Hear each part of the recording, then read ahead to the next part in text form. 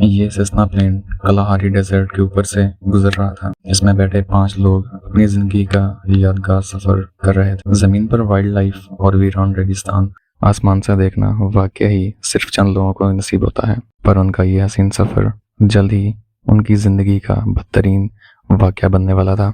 अस्सलाम वालेकुम, मेरा नाम है दानियाल और आप देख रहे हैं डी.एम.टी.वी।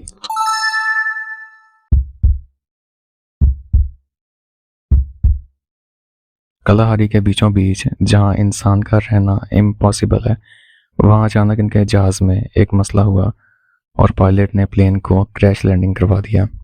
साउथ अफ्रीका में वाक़या Kalahari desert 9 lakh square kilometre के एरिया पर फैला हुआ दुनिया का छठा बड़ा डेजर्ट माना जाता है। ये अफ्रीकन सहारा की तरह इतना खुश्क तो नहीं है और इसी वजह से यहाँ 320 अलग अलग किस्म के जानवर पाए जाते हैं, जिनमें शिकारी जानवरों की बात की जाए तो शेर, चीता और जंगली कुत्तों समेत अफ्रीकन हाथी भी शामिल हैं, जो अपने इलाके में किसी और को बर्दाश्त नहीं करते।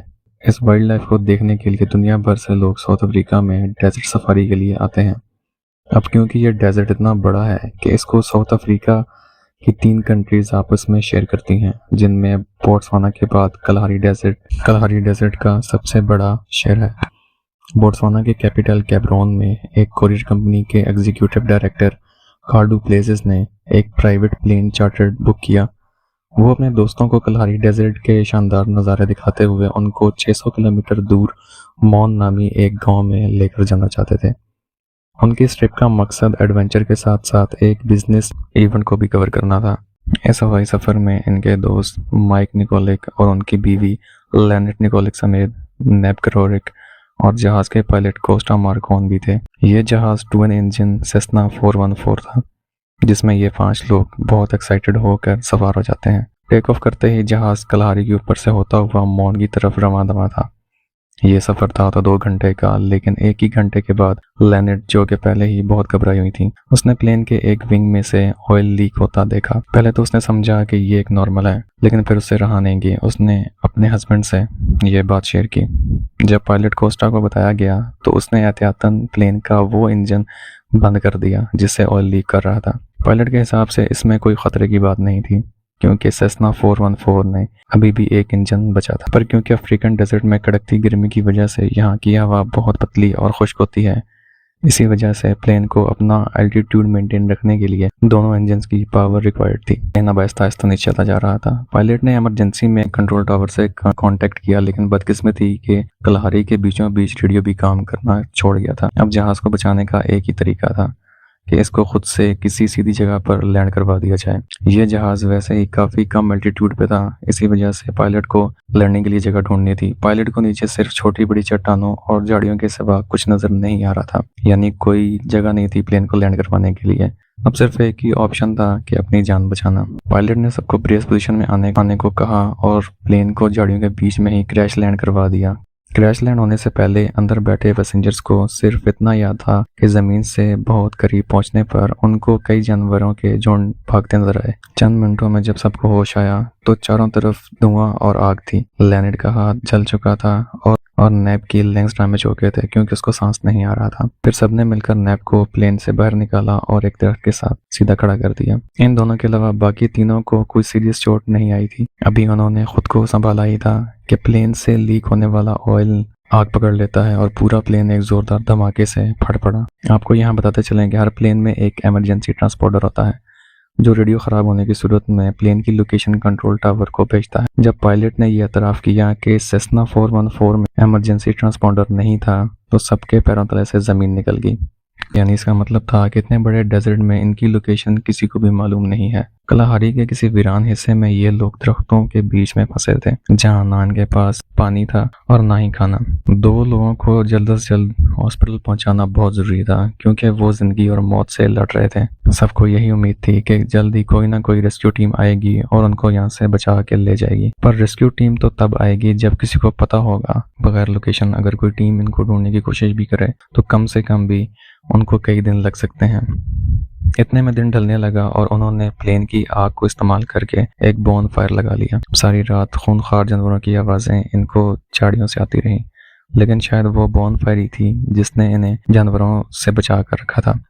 अब दूसरे दिन का आगाज हो चुका था, लेकिन रेस्क्यू टीम का दूर दूर तक कोई अता पता नहीं। पांचों की हालत बद से बदतर होती जा रही थी। डिहाइड्रेशन की वजह से इनके गले खुश्क हो चुके थे। सुबह सवेरे इन्होंने पत्तों पर पड़ने वाली ओस यानी कि शबनम को पीना शुरू कर दिया, पर अभी चंद कतरे ही पिए थे कि सूरज सर पे आने लगा और ये ओस भी गायब हो गई। इतने में दूर से इनको एक जहाज की आवाज सुनाई देती है। उम्मीद में कि रेस्क्यू टीम यहाँ तक पहुंच गई है।